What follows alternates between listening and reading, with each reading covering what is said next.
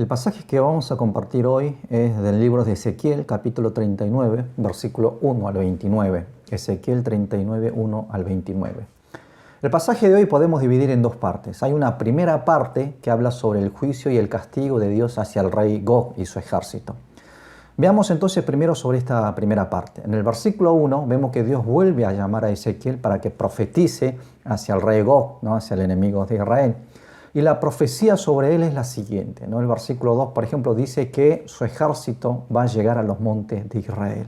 Llegan al monte de Israel, sin embargo no pueden ni siquiera iniciar una guerra, ni siquiera iniciar una pelea contra Israel y son derrotados, destruidos, ¿no? por Dios en ese monte. Y mire lo que sucede después a partir del versículo 3 hasta el versículo 6. Dios dice que va a romper sus arcos y flechas y caen de sus manos. Todas sus tropas van a caer en los montes y van a ser alimentos de aves y de bestias del campo. Y sobre lo que quedaron en Magog, en sus tierras, Dios va a enviar fuego, dice la palabra. O sea, Dios va a frenar los pasos de estos enemigos y los va a destruir, los va a juzgar. Sobre el resultado de este golpe de Dios, dice el versículo 9, entonces saldrán los habitantes de las ciudades de Israel y encenderán fuego y harán arder las armas, los escudos, las defensas, los arcos, las flechas, las jabalinas y las lanzas, y con ellas harán fuego durante 7 años. Los israelitas salieron a quemar las armas del ejército de Gog, y durante 7 años, dice la palabra, que hicieron fuego con esas armas.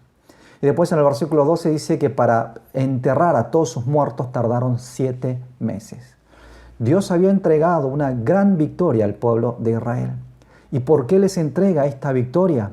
Hay una frase que se repite en la palabra de hoy, por ejemplo en el versículo 6 dice, y sabrán que soy el Señor, ¿no? El mundo sabrá que soy Jehová.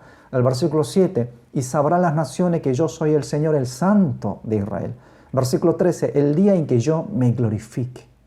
Entonces, teniendo en cuenta la palabra de ayer y de hoy, podemos saber esto, ¿no? De que Dios permite la crisis y dificultades, no enemigo a su pueblo, porque Dios quiere manifestar su santidad y su gloria a través de ellos. Por eso recuerden, la crisis es una oportunidad para los creyentes, es una oportunidad de poder ser usado por Dios, una oportunidad de manifestar la gloria de Dios y una oportunidad de mostrar su santidad y de restaurar esa santidad en nosotros. Entonces, después de mostrar el juicio sobre el rey de Magog, el rey Gog, en la segunda parte de este capítulo, vemos que muestra cómo empieza Dios a obrar sobre el pueblo de Israel. El versículo 24 dice, hice con ellos de acuerdo con su impureza y con sus transgresiones y escondí de ellos mi rostro. Yo escondí mi rostro por causa de sus pecados, dice el Señor. En el Antiguo Testamento el rostro de Dios representaba su bendición. Por eso cuando vemos, por ejemplo, la bendición sacerdotal, el número, en capítulo 6 de Números 25-26, dice, el Señor haga resplandecer su rostro sobre ti y tenga de ti misericordia. El Señor levante hacia ti su rostro y ponga en ti paz. O sea, que Dios haya escondido su rostro significa que Israel ya no podía disfrutar ni recibir la bendición, ni la paz, ni la misericordia del Señor sobre ellos. Pero esta situación cambia después de que Israel haya pasado 70 años en cautiverio. Dios promete volver a resplandecer su rostro sobre ellos. ¿Y por qué lo hace?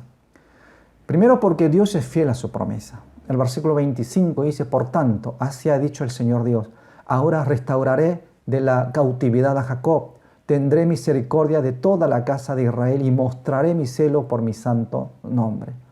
Mostraré mi celo por mi santo nombre, dice el Señor. Lo que está en juego aquí es el nombre de Dios. Dios escogió a Israel como su pueblo, prometió la salvación y no podía fallar con esa promesa, ¿no? Por eso lo que está en juego aquí es el nombre del Señor, su fidelidad.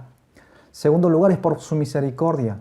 En el mismo versículo 25 decía, tendré misericordia de toda la casa de Israel. No hay otra razón, es por su misericordia. Hay versiones que traducen esta palabra misericordia como amor. Es por su amor, es por su misericordia. En tercer lugar es para llamar al arrepentimiento. El versículo 26 dice, olvidarán su afrenta y toda la infidelidad con que fueron infieles contra mí. Esta palabra olvidar aquí no significa ignorar, no. La Reina Valera 60, por ejemplo, traduce como vergüenza. Y ellos sentirán vergüenza de su rebelión, ¿no? Y este es el sentido de la palabra. Sentirse avergonzado por haber pecado en contra de Dios. Sentir ese remordimiento y buscar el arrepentimiento de Dios. Eso es lo que Dios está deseando de su pueblo. En cuarto lugar, es para volver a resplandecer su rostro sobre ellos. El versículo 29. No esconderé más de ellos mi rostro, porque habré derramado mi espíritu sobre la casa de Israel, dice el Señor Dios. No volveré a esconder mi rostro y derramaré mi espíritu sobre la casa de Israel, ¿no? Es lo que el Señor quiere, desea, ¿no? Hacia su pueblo. Entonces, ¿cómo termina esta historia, ¿no? Esta historia que empezó en el capítulo 38 con el surgimiento de Gog como enemigo de Israel. Entonces vemos que Dios es glorificado entre las naciones. Y sobre el pueblo de Israel Dios resplandece su rostro y derrama su espíritu. Termina con la bendición de Dios sobre su pueblo. Recuerden, hermanos, la crisis es un proceso que Dios nos permite para manifestar su grandeza y su santidad. Pero cuando atravesamos ese proceso y llegamos a la meta, Dios es glorificado y nosotros bendecidos. No se desanimen, hermanos, frente a la crisis. Al contrario, busquen el rostro de Dios y pidan para que Dios derrame de su espíritu sobre ustedes. Que Dios los bendiga.